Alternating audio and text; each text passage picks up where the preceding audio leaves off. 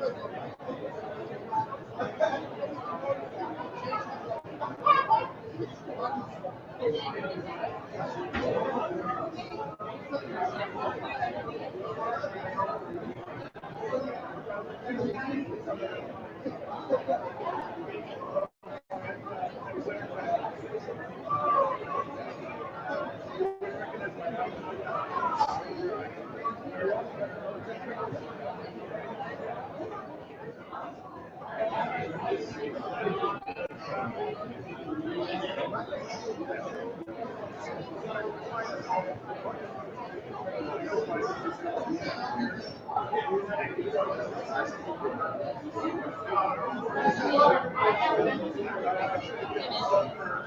you think these two lights would be okay? It's just asking which lights would be better on.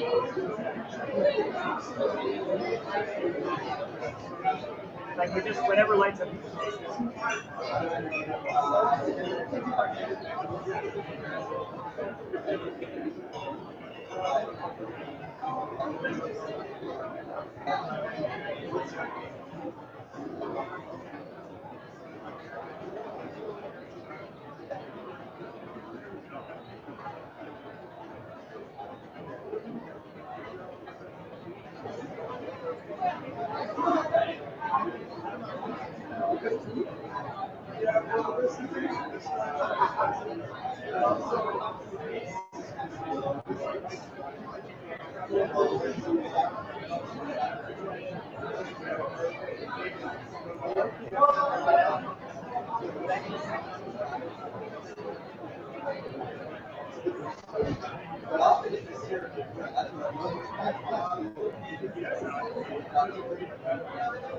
Hello. Hey, Kevin. There are no more lights that they can turn on. They can turn off the screen. Maybe when the data is going on, that'll take that.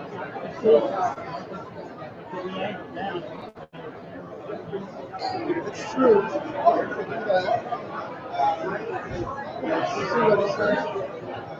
Are you able to like put the project the screen out of the frame? Oh no, it's not for me. It's for people over here. Oh, I see. Oh, yeah, cool.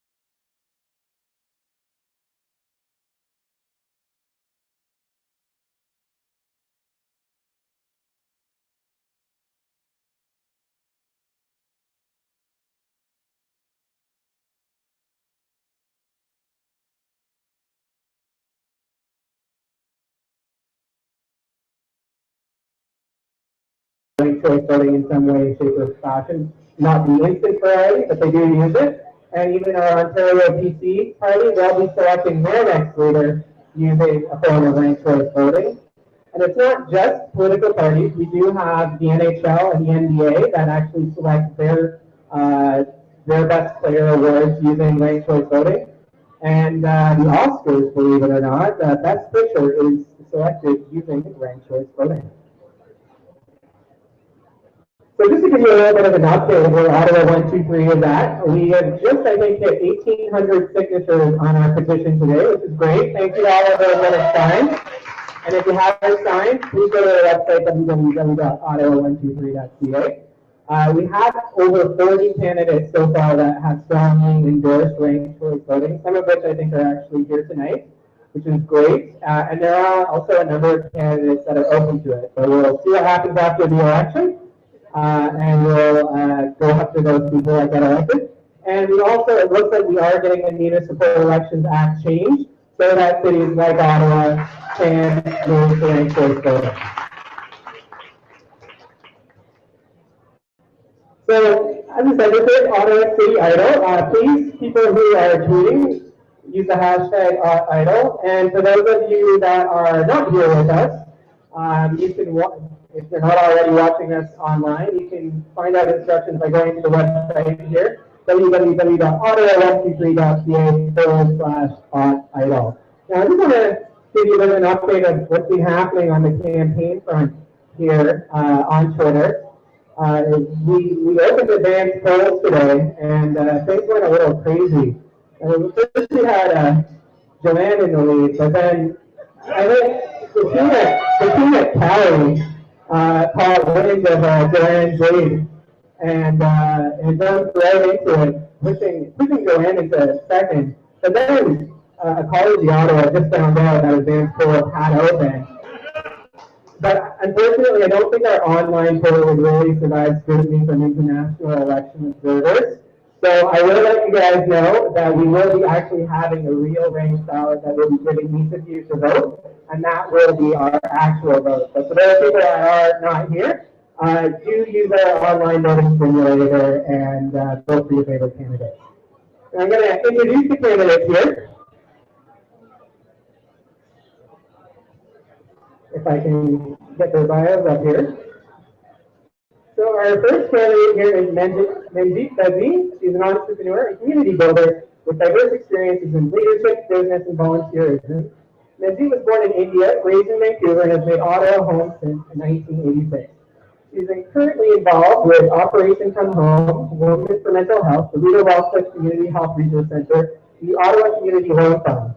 Manjeet is also the co-founder of Citizens Academy, a volunteer-led initiative aspiring for Ottawa to be a leader in city-citizen collaboration, where the collective wisdom of its people and institutions will shape a vibrant and resilient city for everyone and for the long term. So Manjeet, her campaign's been kind of funny, actually.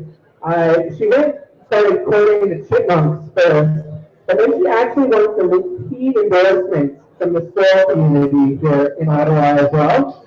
And because this is ranked choice voting, she knows she has to reach out to a diverse group of rodents, even if the policy ideas are a little bit nutty.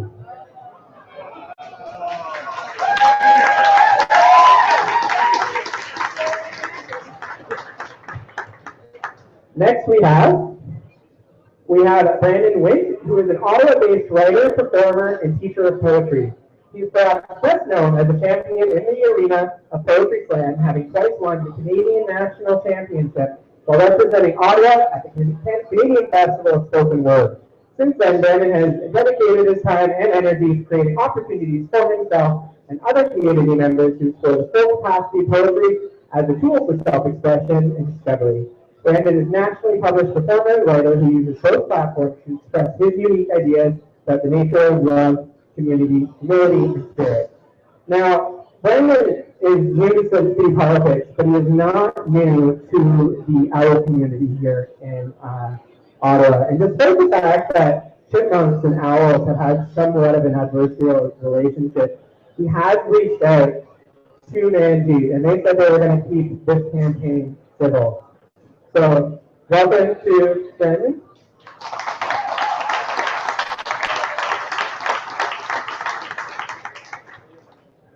Next we have Suzanne George. Did I pronounce that right? I don't know. George, excuse me. Suzanne George. Suzanne has been the Executive Director of the City for All Women Initiative since its conception in 2004. Callie is a unique collaborative of women from diverse communities, organizations, and academia working with municipal decision makers to create a more inclusive city and promote gender equality. Callie has creatively engaged women from diverse communities and cultures to develop leadership skills and raise their concerns on issues such as housing. Suzanne has lived in Central America and facilitated learning opportunities internationally, nationally, and locally.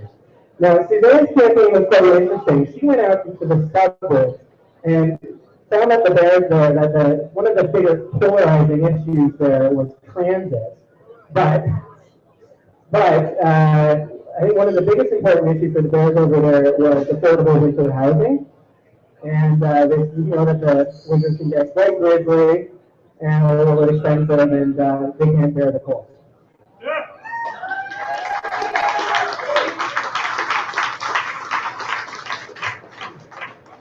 The Grant Fuller is amongst the founding members of Ecology Ottawa and the executive director of the organization.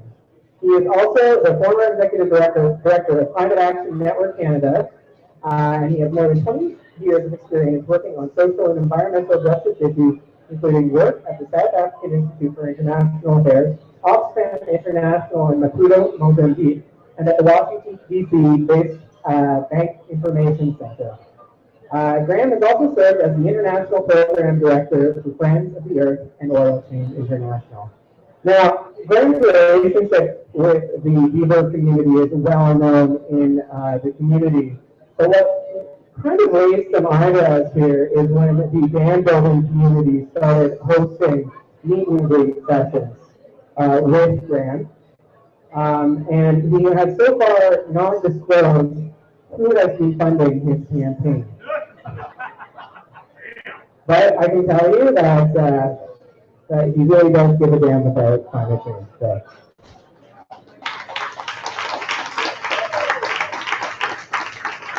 And last but not least, we have Diane Cianello, who's the Ottawa City Affairs columnist. Her latest piece in a 20-year career that began at the Financial Post. She covered everything and anything from technology and telecommunications to food and federal politics. Arriving at Ottawa City Hall in 2010, Joanne, a frequent commentator on television and radio, was a regular member of CBC Morning's City Hall panel each Thursday. And Joanne really reached out to the pig community, and despite some controversy with bacon double cheeseburger, she really has taken a strong stance on garbage collection. In fact, believe it or not, the pigs do not want weekly garbage collection. In fact, they don't want any garbage collection whatsoever. Joanne has come out with a new alternative to the Orga green bin contract. She says it will create hundreds of jobs in the hogback region.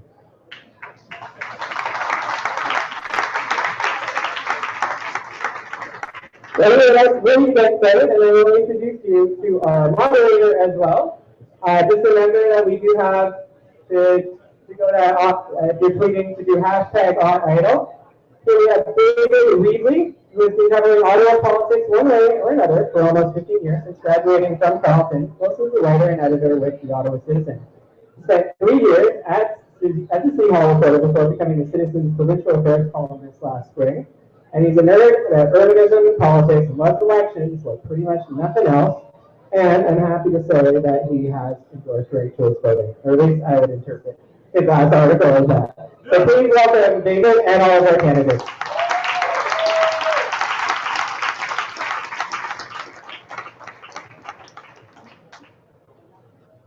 Thank you very much for that. How's it? Is this close enough for my mouth? Can you hear me? That's lean in a little closer, a little more. All right. I have been presented with this collection of cue cards. So really all I have to do is read the questions on them and then read out the names in the order you're supposed to answer them and demand more drinks. So this can be the easiest moderating job I have ever had.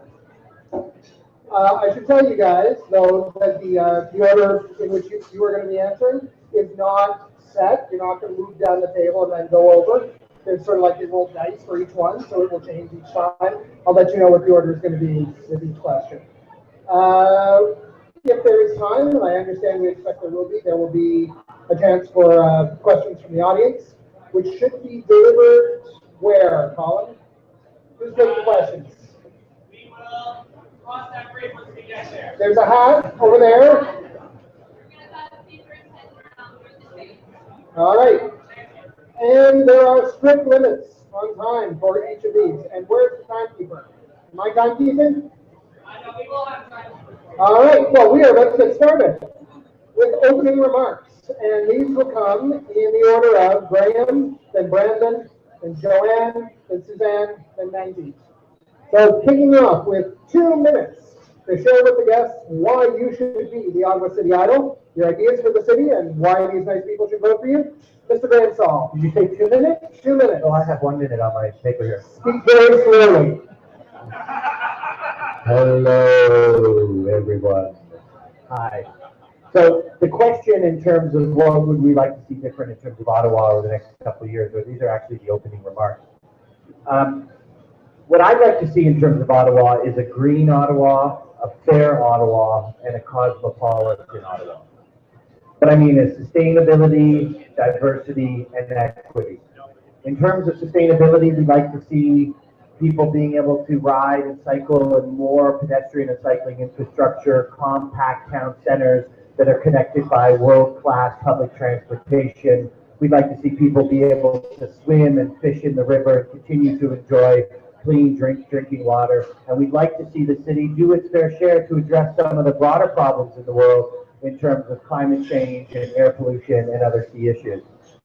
In terms of equity, we'd like to see a city that cares about fairness in terms of how can we as a city do more to promote more housing, apply a gender lens in terms of our decision making at City Hall, and begin to look at questions of equity and poverty more seriously within the city. Ottawa is one of the richest cities in the country, and we should be able to take good care of the people who live here.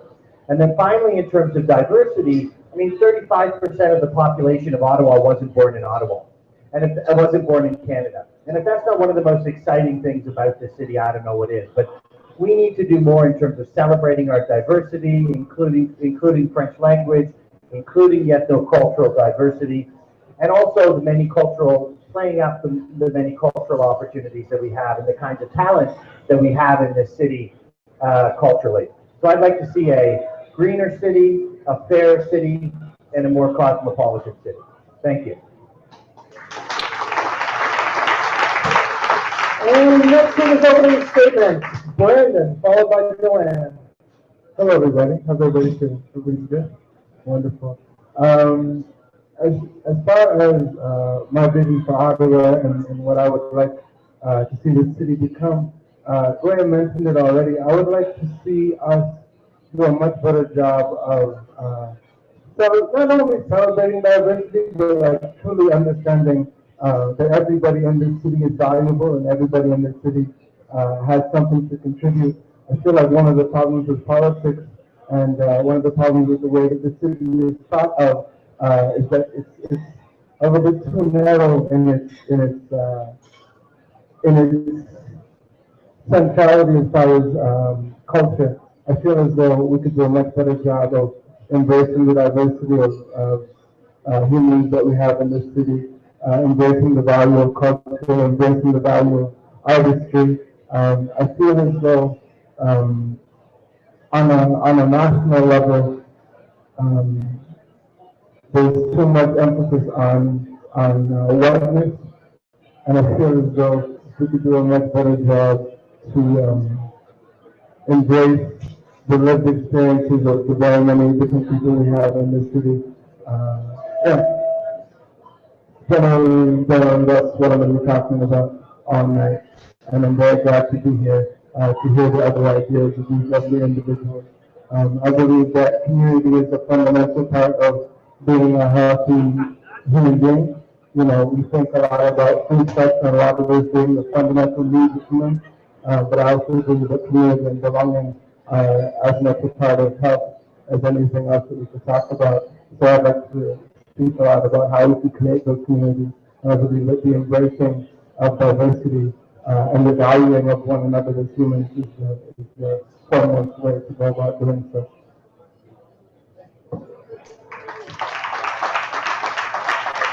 Thank you so much. Hello. Joanne is next, followed by Suzanne. Can you guys hear me? I know the acoustics are very challenging here. So, I'm Joanne. I'm thrilled to be here tonight, taking a break from that other election. And so why should I be your city idol? It is simple. I am a professional generalist. No, not a journalist. I'm one of those two. But I am a generalist. A mile wide and an inch deep, although I like to think I'm 2 inches deep. But some of you may think it is a mistake to elect someone who is shallow. That's wrong. Because your city idol has to span a wide array of interests, suburban to urban, wet blanket, fiscal conservatives, to pie in the sky, dreamer, progressives. You need people who want a modern dense city. You got people who want to go back to being a sleepy village. Who better than to span all those interests than a generalist? Yeah, some of you may think I was going to say, yeah, I have a lot of experience at City Hall. I know the issues, I know the players, I know the process. And that's true too. But I know just enough to make me the perfect person to represent all of you. Look at these people here today. They're fantastic. Suzanne, the work she does on Cali. Gender equality, unsurpassed. But has she read the entire Orwell contract? I don't think so. Manjeet, a huge fan of Citizens Academy. Community engagement, citizens affairs, fantastic. But does she understand development charges, how they work? Well, actually, I don't either. So that's a bad example. Graham and Ecology Ottawa, they are working so hard to make the city a greener place. It's fantastic. Who does not, support that? But has he spent an hour dissecting the city debt with the city treasurer? I'd like to see that. I'd like to see notes from that. I want to see the evidentiary documents for that. And Brandon, who does not love poetry, but can he rhyme off the governance review? Would I reach out to all these folks to collaborate when I'm city idol? Of course I do. I'm a journalist. I need to steal their ideas. And you are out of time.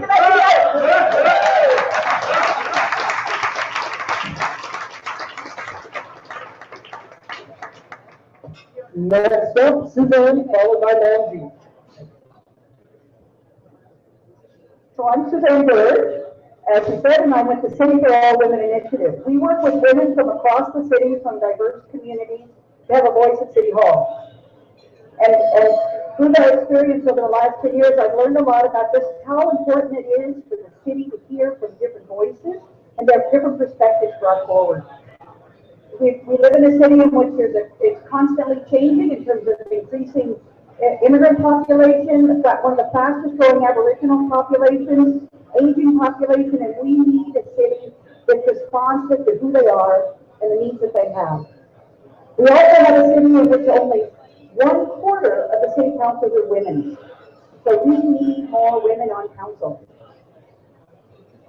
The other thing we've had happening at City Hall right now in the last several years is we've had a decreasing democracy. There's less and less democratic space. It's harder and harder for people to get their views forward about the budget or anything that's happening. So what I want to see is we open up those democratic spaces so it's possible for more people to bring their perspectives. We're working with the Coalition of Community Health and Resource Centers this year and over 3 years to increase voter turnout in low-income neighborhoods. Why? Because voter turnout has been going down across the country since 1970, and it's especially felt in low-income communities where politicians are less likely to listen to constituents because they think they're not going to vote. So we're changing that. And so with that, working with residents, they come up with 4 key issues that I'm here to share with you today on their behalf, on behalf of those women and men in low-income cities, low-income communities around the city. We need affordable and safe transit. We need affordable housing, and look to the housing end of the Alliance to End Homelessness, and to see what they're saying. We need that they're using the upload dollars and putting those into housing, $2 million more each year until 2015. Housing, transit, good food for all, and jobs.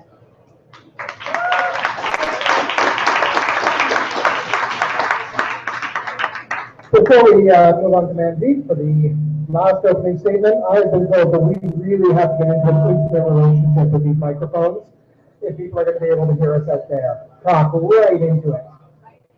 Like right into Go it. right into it. Is that good? That's good. Okay. All right. When do I start? Time begins now. Woo. Okay.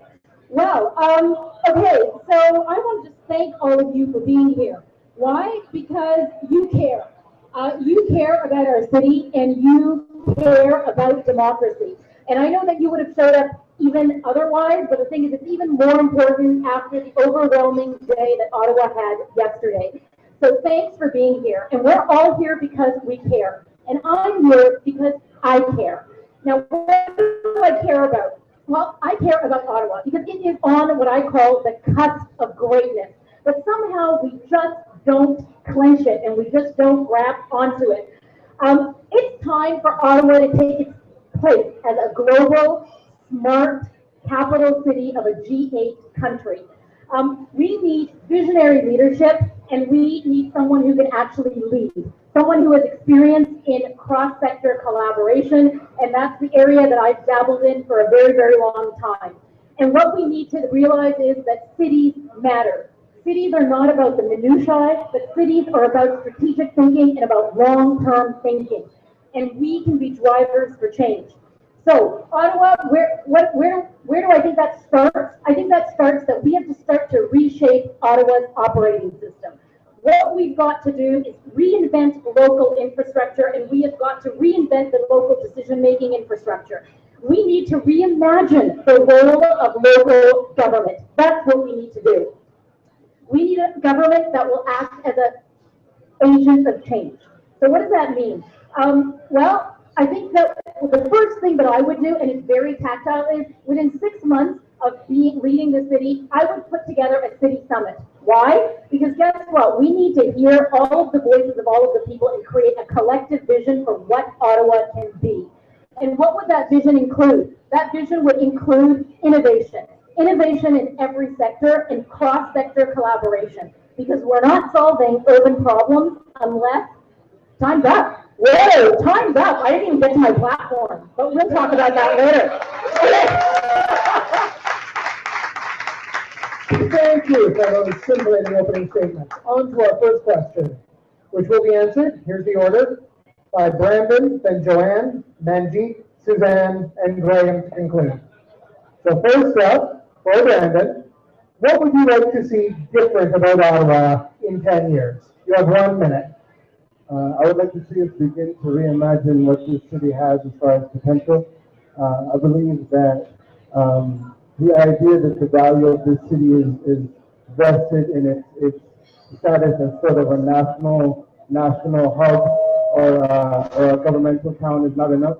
I believe we deserve and we need to start looking eye to eye with one another. I believe we need to begin to start to understand each other on a more human level. So by that I mean the creation of culture, the sharing of culture, whether that be through poetry, through music, through more town halls, whatever it may be. I believe that the value and the true substance of any city rests in its people. I believe the true resource of any city is its people. And so I would like to begin to help us empower ourselves and each other so that we can begin to better share ideas and reimagine the city, take it back, and create with the city what we wish for it to be through the spreading of culture and the sharing of ideas.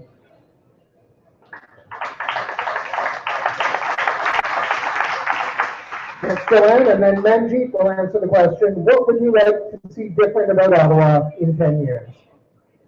You know, after this week, in some ways, I'd like to see nothing different. I love the people in this city. Look at us. I mean, in a time of crisis, we come together, we pour out our hearts, we don't overreact. We love our public institutions as much as our public servants. But I know that's not what the question's about. In 10 years, I want to see the LRT expanded. Not just to Bayshore in the West End, but to March Road. If we want to get people out of their cars, we got to get it out to where people live. Same thing in Barhaven. The Southwest Transitway, great start, but let's electrify that. Let's make it attractive so people want to take the LRT. I want, very close to my heart, a new central public library, one with a lot of collaborative space, one that shows real excellence in design. We can do this. This is a great city. It deserves it. And as well as that, though, with transit, with public space, we need affordable housing. And we need that affordable housing on our transit so that people can get to work and to get to their programs more easily. And I want to see so much garbage diverted that we only have to take up garbage once a month. Thank you.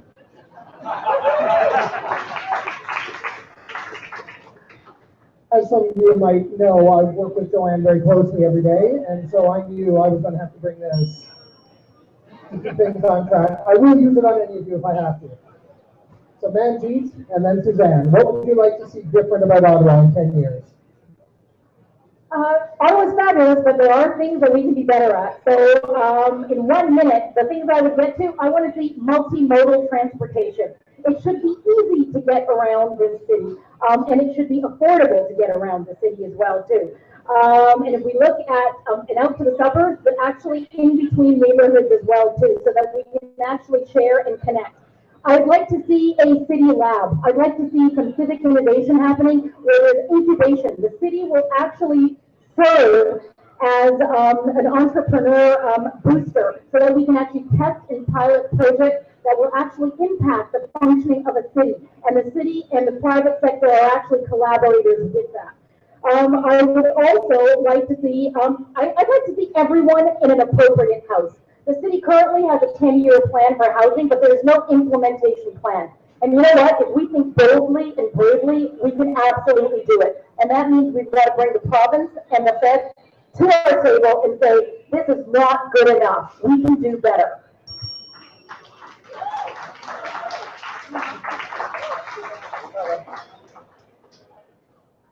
Then Graham to wrap up.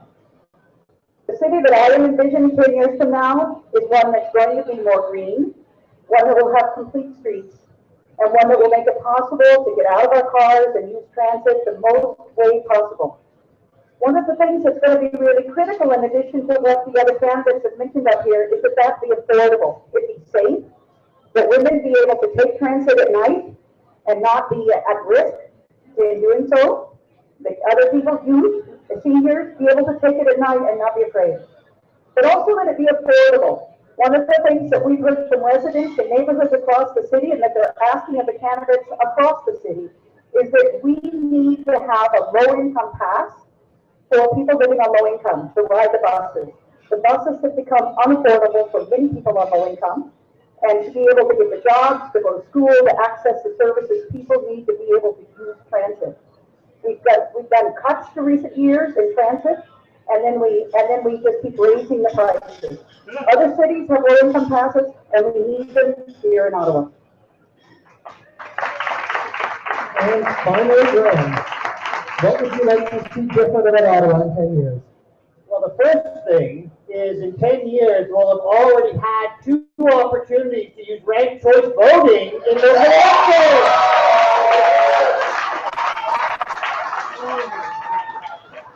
I also want to agree with a lot of the things that were said here. I mean, 10 years from now, we'll have stopped dumping sewage into the Ottawa River, and we'll have been working on cleaning up the cocktail of contaminants related to stormwater.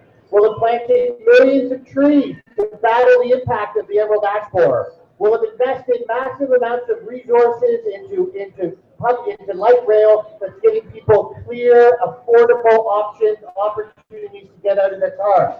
But most of all, I'd like to see us change the way we design our streets. I'd like to see us systematically implement the complete streets policy so that every time we build a street, we build that street with all users, all ages, and all abilities in mind. We do it with pedestrians and cyclists in mind, and we do it with a view to giving people real, affordable transportation options to help them get out of their car and get around this great city. Thank you. Great answers. So the second question, answered it by Manjeet, then Joanne, then Brandon, Suzanne, then Graham. In your opinion, what important issue or issues have really been missing from the current city election campaign? 1 minute, Nancy. I'm going to go back to strategic thinking. You know what happens is that there's a lot of details that are focused on in the election, and it's about now. It's about plowing, it's about sidewalks, and it's about garbage collection. And I know those things are important, but we are not going to get ready for building a city for the future if we're not talking about how we're going to plan for taking care of what we need to look like to be a global city. So some of the things are, there's a little bit about affordable housing and getting rid of shelter, but really, how are we going to get people off the street? How are we going to get livable wages for everyone? How are we going to actually attract thought leaders from around the world so that we actually will get the innovation that we need in this city? Those are the kind of things that we're not talking about. And how are we going to get more revenue streams to the city from the feds and the provincial government? Because we're set up, our tax system is actually set up for agrarian society. We have not reviewed that for ages. Ottawa needs to be a leader in talking to other major cities and actually saying, how are we going to change the revenue base so cities can actually take care of its infrastructure and its social needs?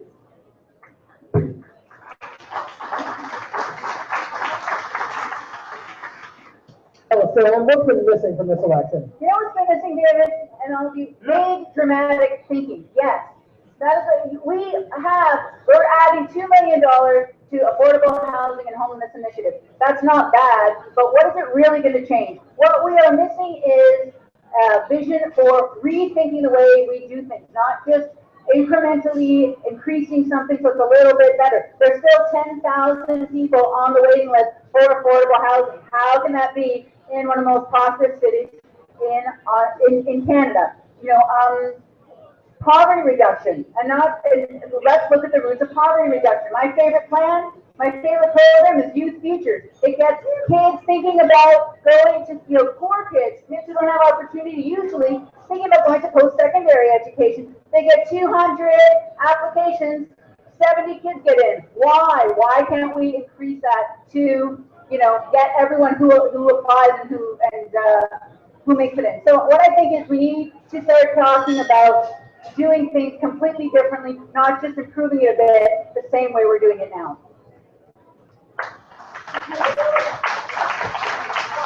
Brandon, and then Suzanne after that. What issues are missing from this campaign?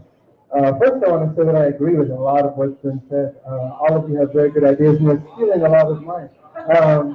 I think, in general, the way we do politics needs to change. I feel like in times like this, where elections are happening, politicians have a vested interest in telling the population what they plan to do for the population. Oh, I'm going to do this, and I'm going to do that. I feel as though we need to reroute the way we discuss these things. I feel as though communities already exist, and I feel as though the power is already in communities to create change.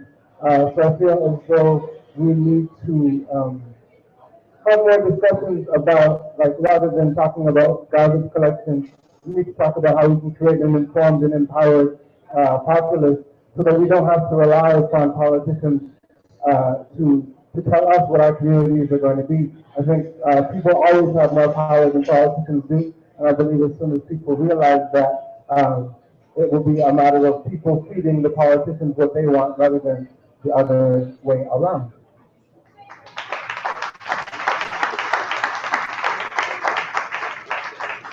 The most important issue I see missing in this municipal election is the importance of taxes. There's a growing sentiment in our country that taxes are bad. That in fact we've got candidates who are running on platforms that they're going to keep taxes low. We have a mayor who promised to keep them low, so we kept them low, but we paid a price for that the last 4 years. Because there were many things that we got dropped. City services that have now been lost. Because we're going to stick to a certain number, and you can't move outside of that budget envelope. If you're going to make any decision, you have to work within those limits. Taxes to a service. Taxes pay into the quality of life. In this country, the social safety net was built up because we pay taxes. It's much cheaper to do that than to pay increase in user fees, which is what's happening to us now, or to pay them for buying those services on the private market. Taxes are a benefit. If we don't like the fact that property taxes are how cities are funded, we can work to change that because it's a regressive tax. We need to call on higher levels of government. We've got a federal election coming up, and we need to say cities need money. We need money. The social safety net in cities is so important. Taxes matter.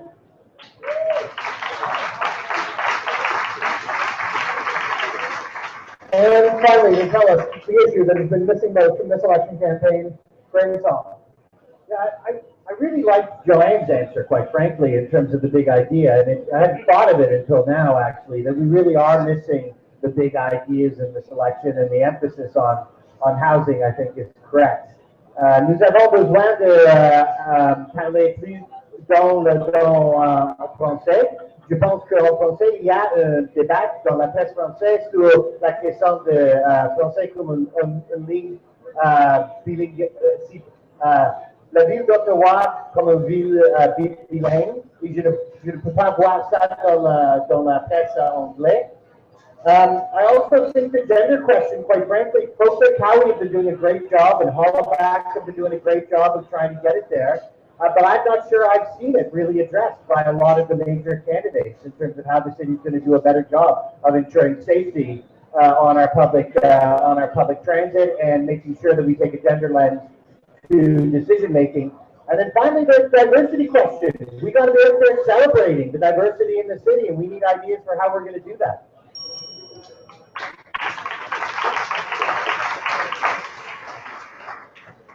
The third question, the one that has been terrifying our candidates for Ottawa Idol here, because they have no idea what it's going to be and they haven't been able to prepare for it, will be answered in this order by Joanne first, then Manjeet, then Suzanne, then Graham, and then Brandon. So Joanne, if you were elected mayor of Ottawa, what hashtag would people use in the Twitterverse to describe you? You have 20 seconds. 20 seconds. I would go with hashtag Queen Bee. There you go. Not bad. Manjeet, if you were mayor, what hashtag would people use to describe you? I was going to say something similar, Queen of the Jungle or something.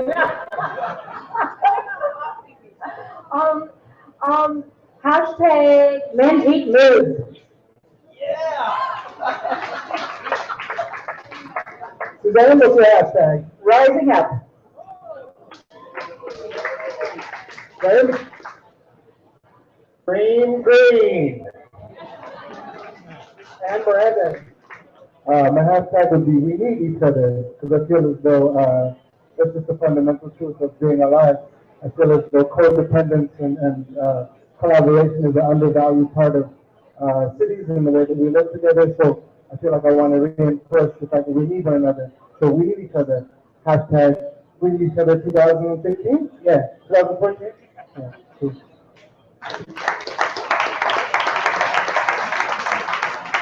I'm going to jump ahead a question here, skipping one, so that make sure there's going to be time for some of the audience's questions. Question 5, what I suspect is the core of what brings us here. Why do you support ranked choice voting reform at the City of Ottawa? First up is Manjeet, then Graham, then Brandon, then Joanne, then Suzanne. Manjeet, 1 minute. Well, the current system's not working. Voter turnout is down. People don't seem to be engaged in the political system, and yet they actually are passionate about their communities. So we need a way of connecting people to the actual political system. So if ranked choice voting can actually connect people to that and actually make them feel that they are represented, that their viewpoints make sense, that the candidate who's elected has not just vied towards those who we know vote, then it's going to make the democratic system more representative of what the diversity of perspectives in our community. And that is absolutely critical if we want democracy to work, because citizens are at the root of democracy. And the other thing is that it makes things more collaborative. We should not be pointing fingers at one another in democracy. We have to move people from me to we. It's not me against you or you or you. It is us together. Together.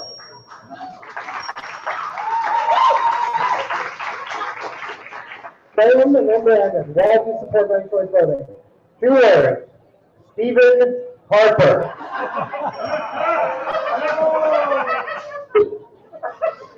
No, okay, so let's be honest.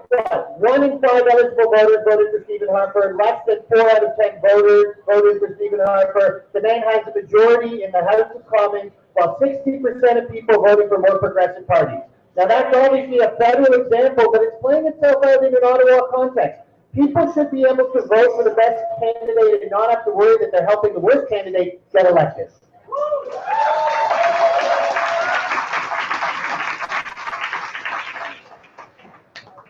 What he said and what she said. I do agree with everything that's been said already. Also, I just think it's a powerful statement about our ability to reimagine how politics can work. I feel as though there's too much energy and complacency invested in the status quo. I just believe it's possible and necessary for us to begin reimagining the way that our systems could work. Because clearly they're not perfect, and so this is an example that seems to be viable, and I don't see any reason why we shouldn't go towards a more collaborative model. So I agree with what everybody said. Okay, look at these people here today. What do you see different? Not much, right?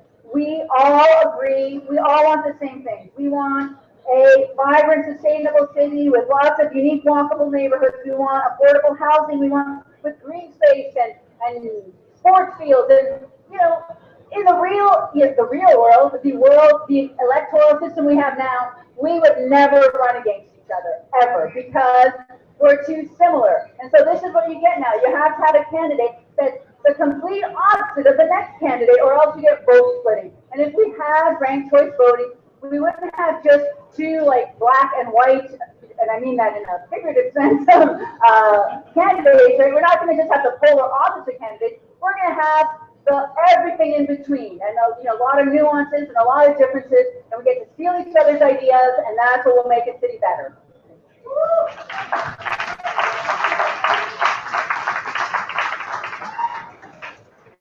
I support ranked choice voting because if we're not voting strategically, it's more possible that our city council will become more diverse. Not only in terms of opinions and political perspectives, as maybe new voices would come forward, but also in terms of the diversity of the people themselves. We need to get away from only having 1/4 of the people on council being women, and among them, none of them racialized, none of them Aboriginal, none of them with visible disabilities. We need to have a council that is more representative of the population. To do ranked choice voting would help them make that possible, because we would not be caught up in the strategic votes.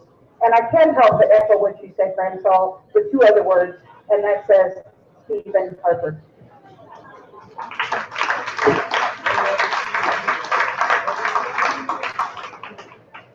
I have a bunch of questions here in front of me, which I'm going to get to, but I have to tell you the hat has gone missing.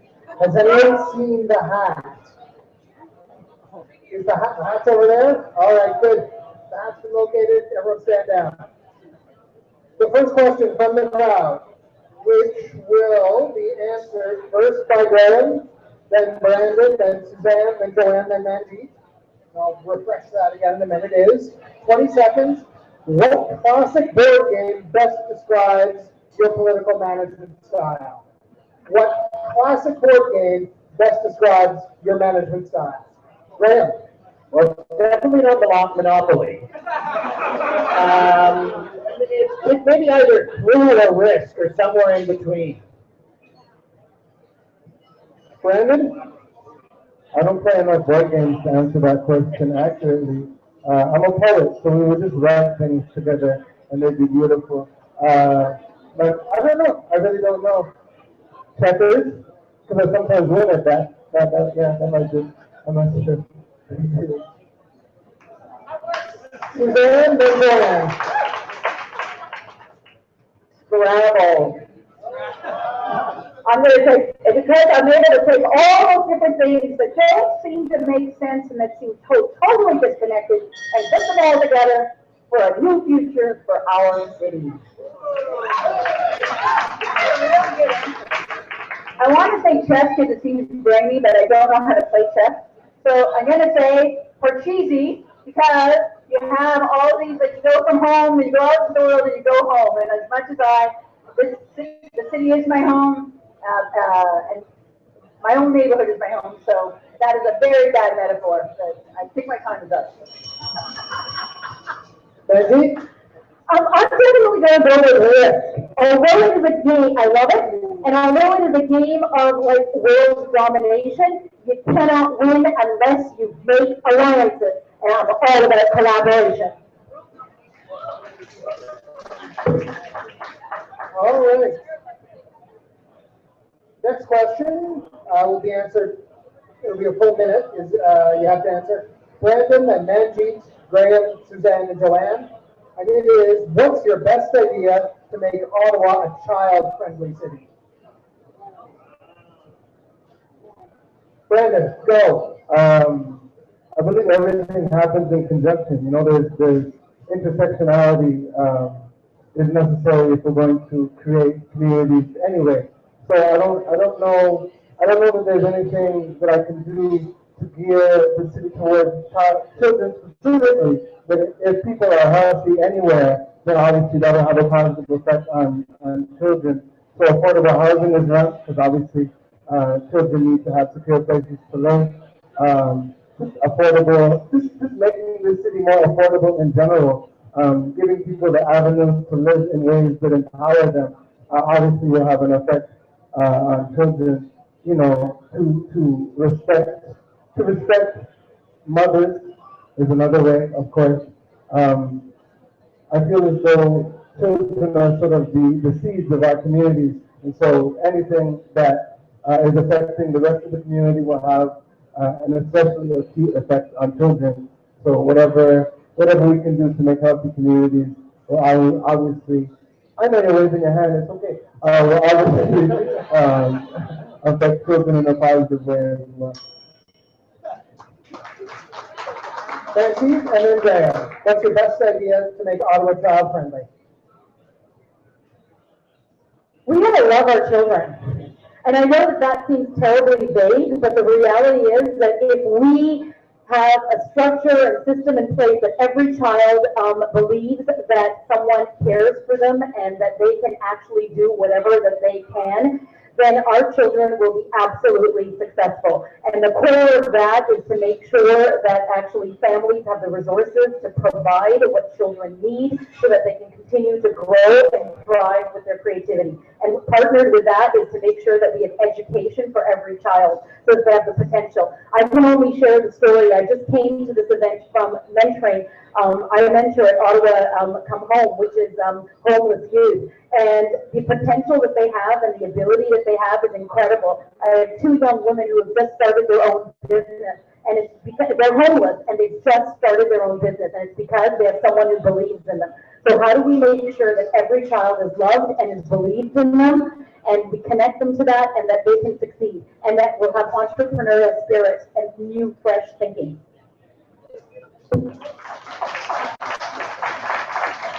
Graham and then Suzanne. What do you do to make Ottawa child-friendly? So I very much agree with Brandon in terms of the community housing and the affordable housing question, and I very much agree with Manjeet in terms of the centrality of investing in the education system. One of the things that first came to mind for me was daycare, but to be honest, I'm not really sure what kind of jurisdiction or role the city has in that, but it's something that I would want to look more closely at. But the one thing that I would also really want to see is coming back to the question of streets. We have a health epidemic in this country, and a growing one, and that's in part because of our sedentary lifestyle, but it's also dangerous for many of our children to ride their bicycles in the street and to walk across some of the streets. So one of the best things we can do for our children is build an urban environment that's safe for them to move around in. One that encourages them to be active, one that encourages them to ride their bike, walk to school, and create opportunities for them to walk to school as well, like communal walking school buses. But I think we need to begin to build our city as though the way our children get around safety is a key question.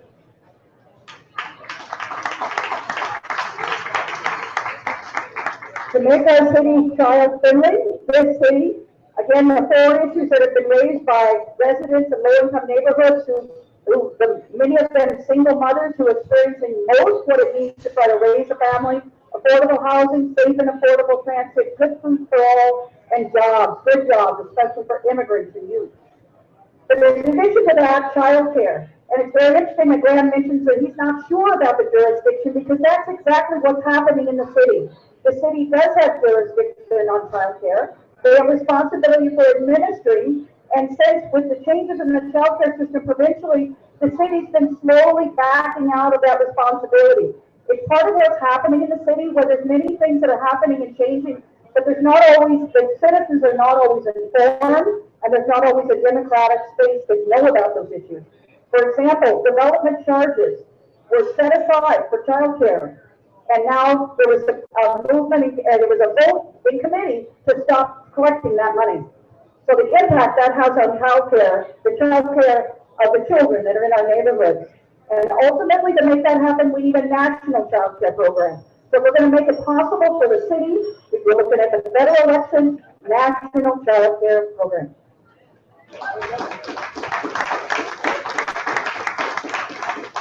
What do you do to make all this happen, Joanne? When your kids leave, what do you worry about? That they're going to get kidnapped, you know, and chill out, and you're going to have to put their picture on the side of a milk carton? No. You're worried they're going to get hit by a car. So what we need to do to make our city more child friendly, these are fantastic ideas, of course, but immediately and in the short term is we have to slow down traffic. There are cities in Europe, we always look to Europe, right? There are cities in Europe where kids ride their bikes to school at 6 years old, 7 years old. Do you know kids who get to do that by themselves right now? No, they don't. Why? Because we're afraid they're going to get hit by a car. There are ways to slow down our streets, especially in our residential neighborhoods with flower beds and planters and the way we build our streets and speed bumps and actually lower speed limits. So let's slow down our streets so that our kids, we feel safe letting our kids out in the traffic, because otherwise this is a pretty safe city. So why shouldn't our kids be able to walk around it themselves?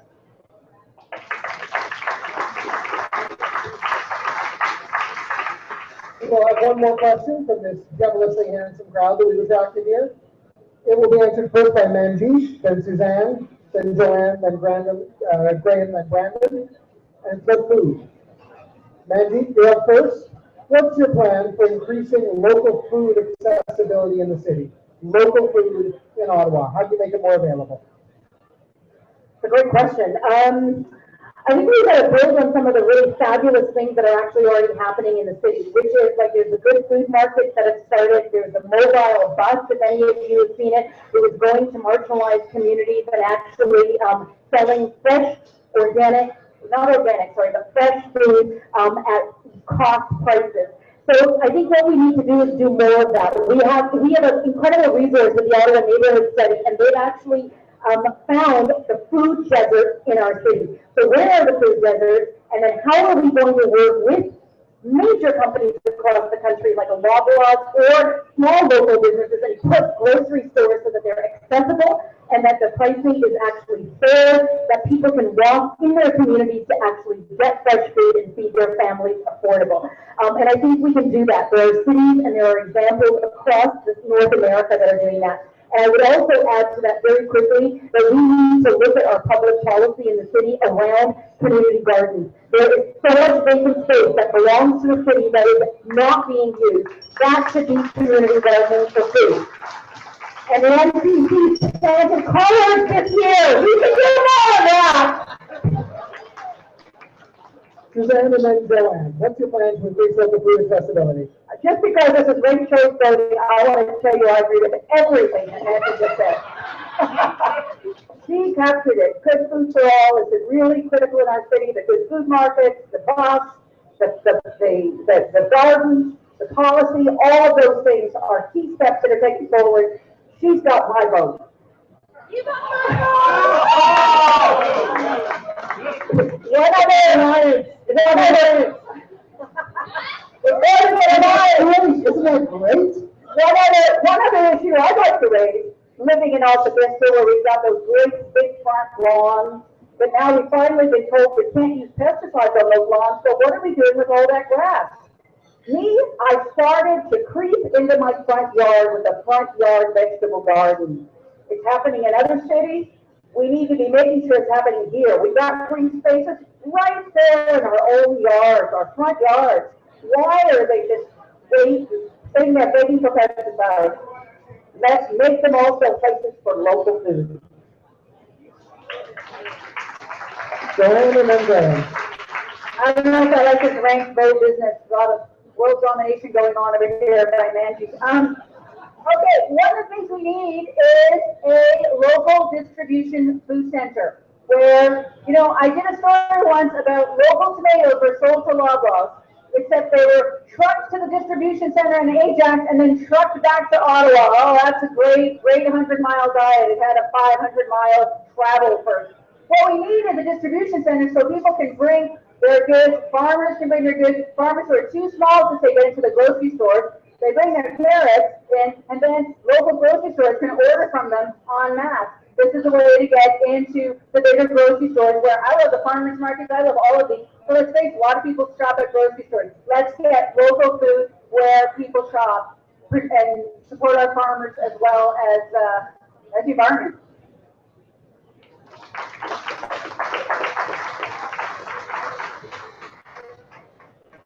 So I definitely support the idea of turning Suzanne's front yard into a garden. I also think that we need to do more in terms of community gardens. We need to do more in terms of farmers markets. We need to do more in terms of getting community-supported agriculture well known across the city. We need to do more demanding of local food at our local markets, like in the Byward Market, and promoting that over other kinds of vendors. But one of the most interesting things about the city of Ottawa is it has 4 times more agricultural land inside its borders than the 4 largest cities in Toronto combined. It's not just the agriculture within the Greenbelt, but it's beyond. You can drive all the way to Arnprior, and you're still in the city of Ottawa, passing through farmland for 20 or 30 minutes. A lot of that land is NCC land. And right now, we've only got one great example, which is Just Food, Evan Blackburn, that's taken a piece of NCC land and turned it into a little oasis for local food. But we should be demanding that the NCC reorientate its entire policy towards promoting small-scale local agriculture and diversified agriculture for its local for local consumption. And finally, that's Richard Evans. Very inspiring. I agree with absolutely everything that's been said. I would just say that the resources are there. I mean, everybody on the panel has already talked about it. There's a great upswell of energy moving towards farming and moving towards local food production. So I think all we need to do from this point forward is believe in one another. Like in a very basic way, we just need to reroute ourselves away from the mainstream. So instead of saying, oh, I'm going to go to the grocery store, there's somebody on your street who has the capacity to grow many things. There's a local farmers market somewhere in your area. You just have to do a better job of looking each other in the eye and saying, what is it that you're bringing to the table, and how can it benefit me and my family? Because all the resources are already there, as we all mentioned. And so we just need to be more conscientious about assessing the intersections that already exist in our community and not exploiting them, but using them to our collective benefit.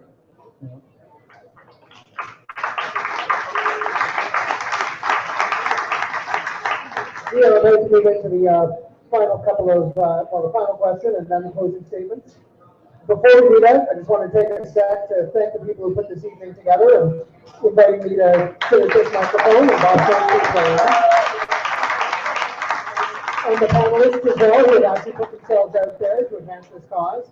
And the number of political candidates who are here who really put themselves out on the line, and people who are working for them for weeks and months on end, working incredibly hard to try to do something for the city. And I also noticed a number of people from the city's planning department have come in.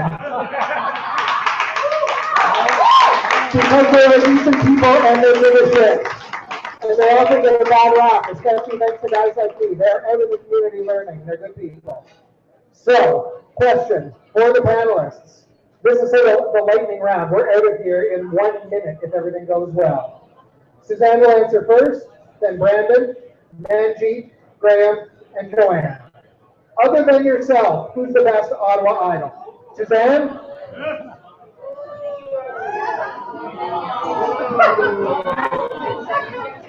It's tough. Brandon. Brandon? Suzanne? Manjeet? Joanne. Graham? Suzanne? And Joanne? It's a tough choice. I was gonna say Manji, but I'm worried about her world domination tendencies. I'm gonna say Graham.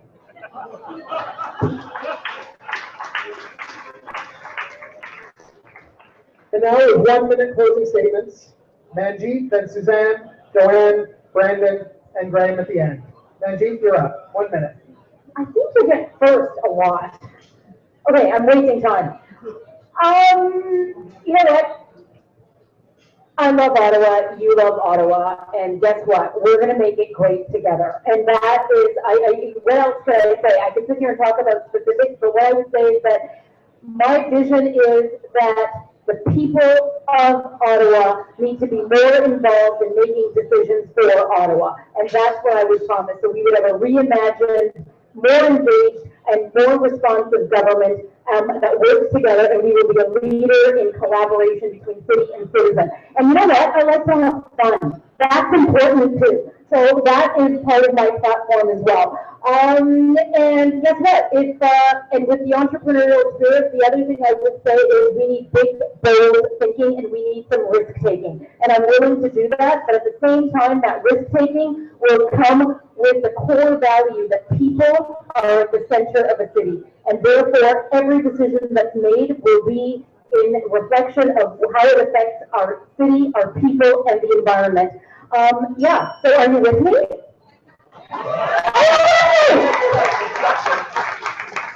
Suzanne, Suzanne. Many of you will remember Marianne Dewar, a mayor, woman in the city who rocked, okay? Who believed in social programs, who believed in putting money where people most need it, and was not afraid to speak truth. We need to maintain and keep alive and make sure that tradition of Marianne Dewar kept alive in this city for a long time. And I want to tell you a story just briefly by way of closing. Because really, I'm wearing this peach scarf up here because I'm not just here alone. I'm here standing with many women in power from many diverse communities who bring their concerns forward. And I want to tell you a story of Jacqueline. Jacqueline is a Rwandan refugee. She lived here with her three children. She was involved in Cali when Marianne Dewar died. You remember how Marianne Dewar laid in state. Many of you might have gone to stand in line. She went to City Hall. She walked in. And as she was inspired, Marianne would come and spend time with our participants and told stories and encouraged them about their boys. She said, I walked in, and then I walked out the other side because I didn't feel I belonged. Everybody else there was dressed up, they mostly looked white, and I thought, well, where am I? Well, who am I? And so for me, if you vote for me in the tradition of Marianne Dewar, I will do everything I can to make sure that indeed women like Jacqueline never feel unwelcome at City Hall. That indeed they feel like the services are there to meet their needs, they have a democratic right to have a voice, and they can get jobs. That's what I will do. Joanne next, and Brandon after that. When I went to cover the committee, the finance committee that was dealing with the casino the first time around, it was held at night, and there were dozens and dozens of people that came. And I thought, and my reporter friends will be very mad when I say this, why don't we have them all at night? You know, one of the things we need to do, look at these people. I don't believe people aren't engaged in the city. They're super interested. We know this from the letters we get. We know this from the calls we get. The people who work at city know this from the people they meet. You guys know, look at you. So the city needs to go up to meet them, right?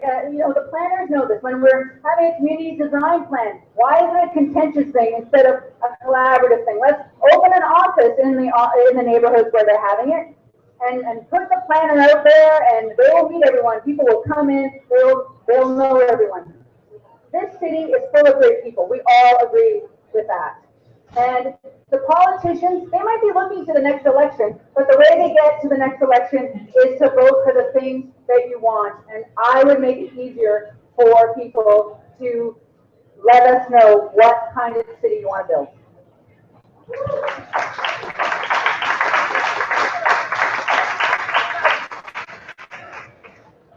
Very simply, I just believe in humanity. I just believe in us. I believe in our capacity to collectively create energy in order to move in the directions that we need to move into. I believe that if everybody in this city understands the value of everybody sitting beside them, and if we invest the energy in creating the ways and the spaces to engender that understanding, there's nothing that we can't do together. Generally, I think we place too much faith and power in the idea that capital P politics is the way that change happens.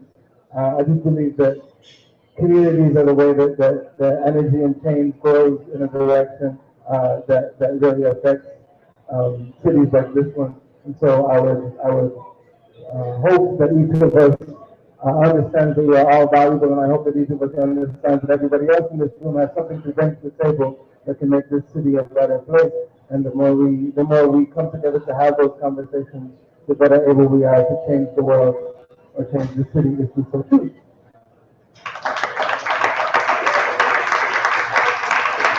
Very perfect. So first of all, I want to thank the organizers for this. I mean, how many debates do you get to hold in the back of a pub? So they had me a pub. Not enough. I also feel like I'm missing a lot of the best part of this debate because you guys are paying so much attention to what's going on that screen. So I hope you'll be able to watch the webcast at some stage. But to be honest, this is an important issue, right? Ranked choice voting. We are watching voting rates decline. We are watching people feel increasingly alienated from the political system, and that is especially deep among young people, and we need to do something about it. And we've tried at a provincial level, and maybe change comes from the municipal level, and that's where it begins to grow. We live in a world where most people live in cities. We live in a country where 80% of people live in cities. If we want to build a better world, we need to learn how to build a better city. And so this is where it starts. We've got one of the wealthiest, best educated populations in the country. And if we can't make this happen here in Ottawa, then we can't expect anyone outside of Ottawa and other cities to be able to do it either. So let's work together to make it happen. Thank you.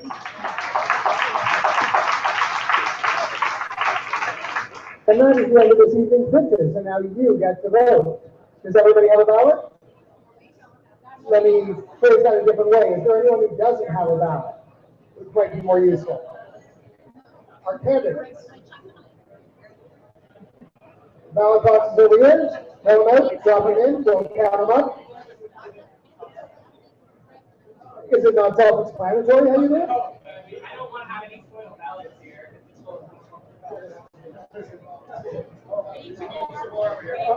All right, so just to let you guys know, in case you haven't quite figured out how this works, you're going to be ranking your candidates. You don't want any of your check marks or boxes to line up with each other. So if you do, that means you spoiled your ballot, and it's not going to look very good for us. We're going for 0%. We're going for 0% spoiled ballot right here. We have Coralie in the middle here. She has our box. So if you guys want to just give her your ballot, and then he will count ballots in probably about 5 minutes when everybody is done. All right. So have fun voting.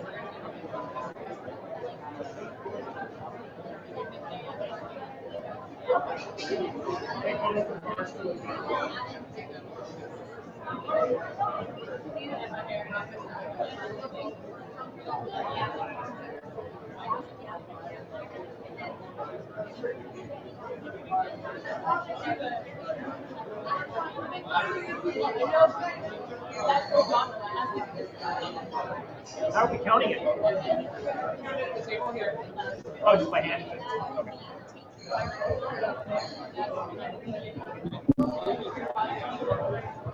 Yeah, I also forgot people, there's some food on the table here. We're actually getting a little bit more, so please help yourself here on the counter. Give these to someone.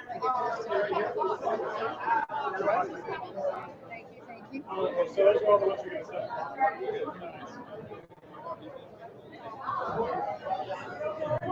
Did you vote?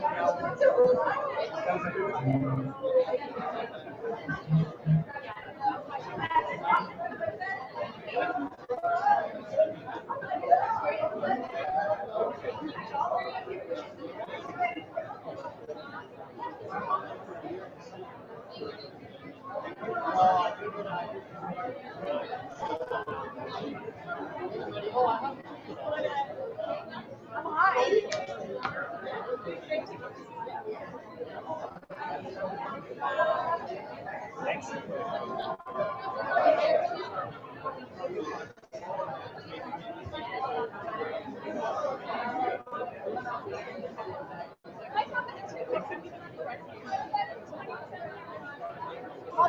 Lots of wires.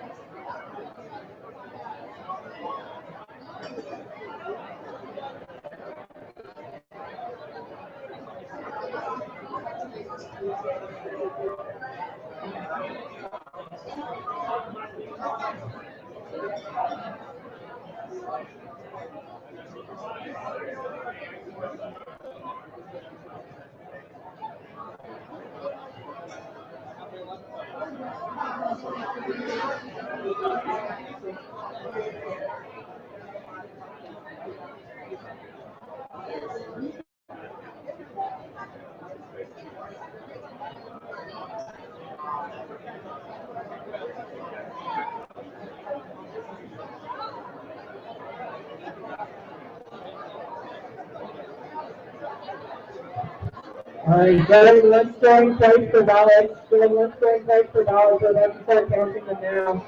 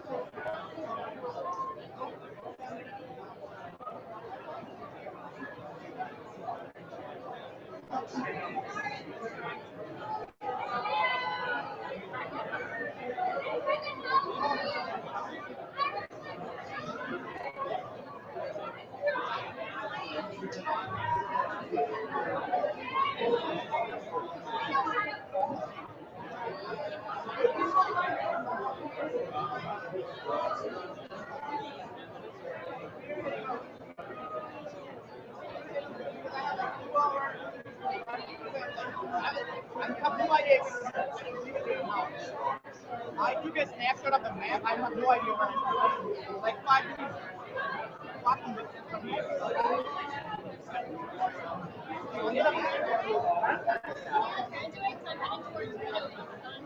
I'll do that.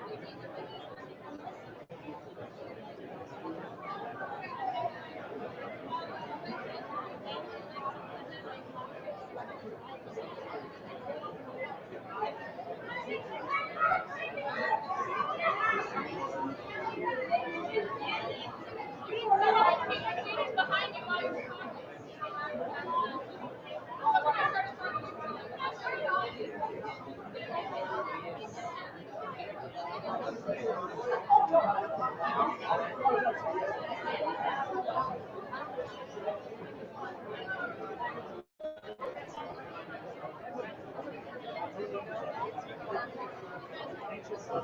know.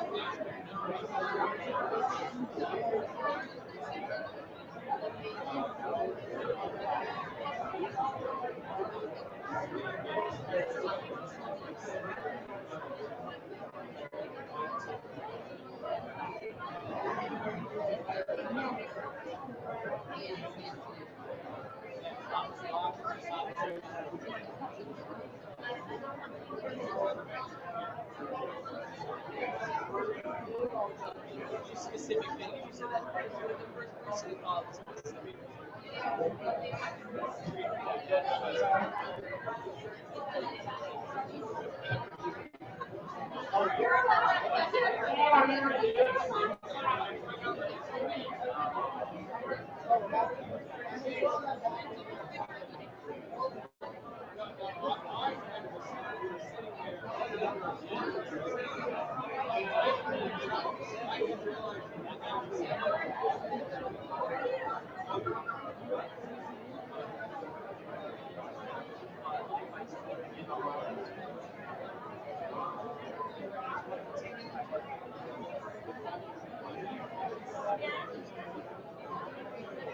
Leaving because he wins. It's your first vote. It's your first vote. You gotta stay. No. After 7 and 3. It's okay. I promise you, it's gonna be okay. Because he's gonna vote. This is like a ceremonial moment in there. All right. Take care, buddy.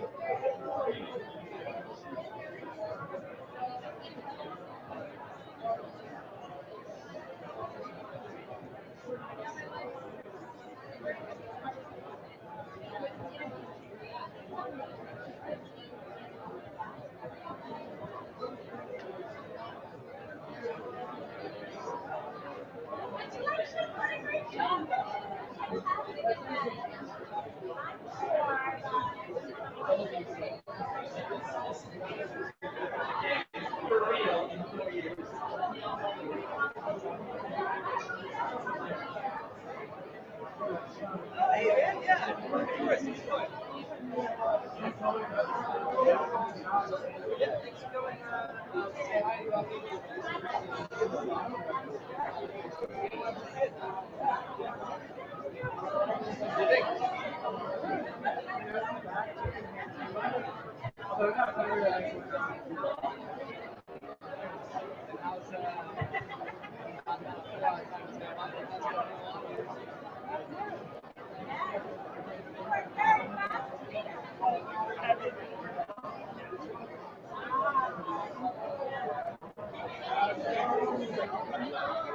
No, that's so bad.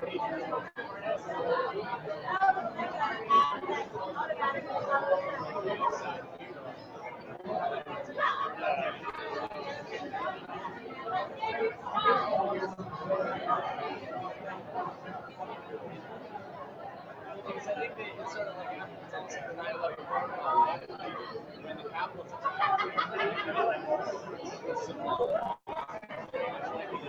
Other cities.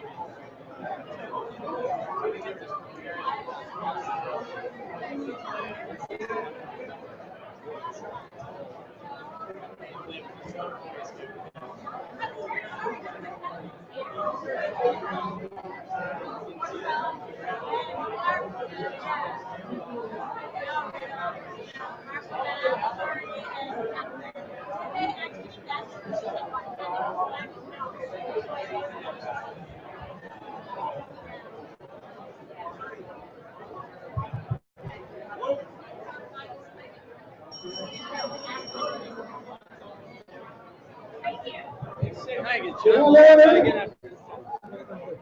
The ballots have been counted, they've been resorted, they've been counted again, they've been resorted, they've been counted again. We are pleased and surprised actually to say that the balloting and counting went through as long as it possibly could have. Every round you could have had, we have.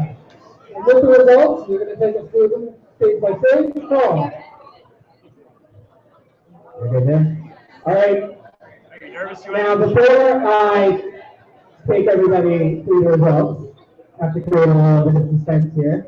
There are just a few things that I wanted to say before we go through the results. The first thing that I wanted to say, and I didn't say it at the beginning, but because I think it was really easier for us to talk about it now, and our candidates actually alluded to it during the debates, are what our benefits of ranked choice voting are. Ranked choice voting is not just about who wins, it's about the entire process and how our elections can be transformed. One of the things that we can see here is that you didn't have to strategically vote for somebody, or if you did, you're like really crazy mathematical genius. But no, you can vote with your heart for your first choice, and you can vote with your mind for your second or your third choice. So one of the great things about ranked choice voting is it reduces strategic voting and vote splitting.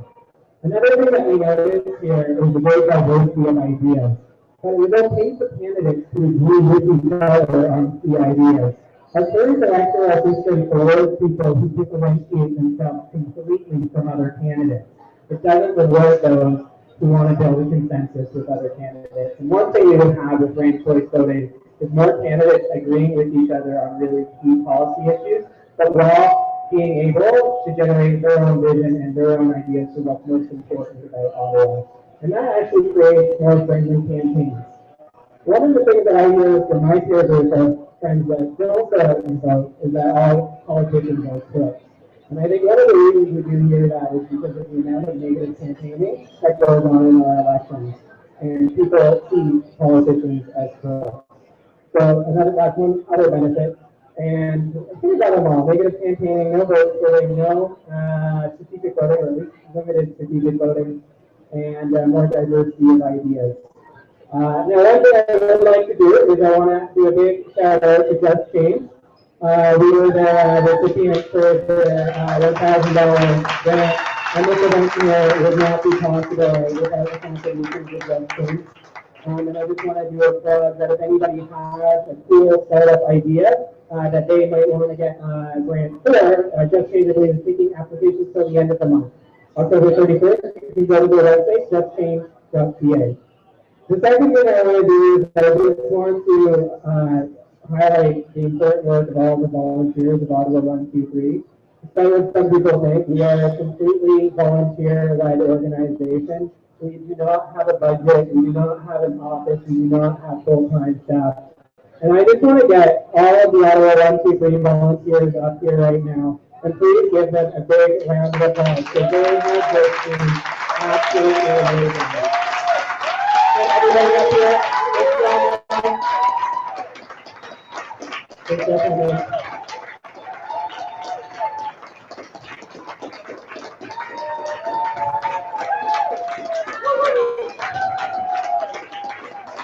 we are Ottawa123, and you are Ottawa123 as well. So thank you so much to these great volunteers. That's absolutely amazing.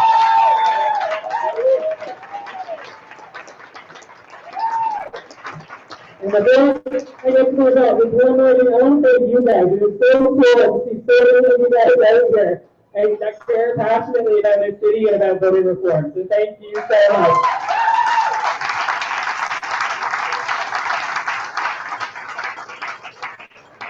Now, the results. So, as David alluded to, or said, it actually went down to the wire. It went down to a fourth round of voting. So I'm not going to go through all the numbers, just going to go through the rounds. So on the first round, Brandon was eliminated, and his votes were transferred to his supporter second choice. On the second ballot, Graham was eliminated, and his votes were transferred to either second or third choice. On the third round, Joanne was eliminated. So the final round came down to the Suzanne and Manjeet. And what I can tell you is that our candidate here won with 64% of the vote, and our Ottawa City Idol is Lizzie.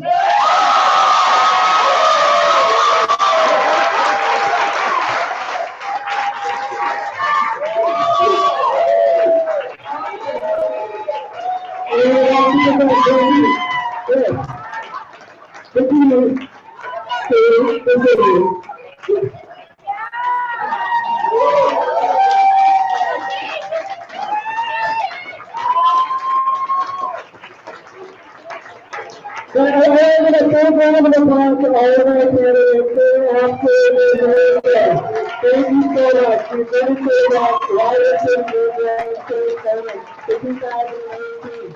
Talk to your candidates, somebody to go race for voting, and fingers crossed we'll have our next election in 2018 race for voting. Please help yourself to some food. Thank you. Good night. Talk to you soon. Thank you for watching us.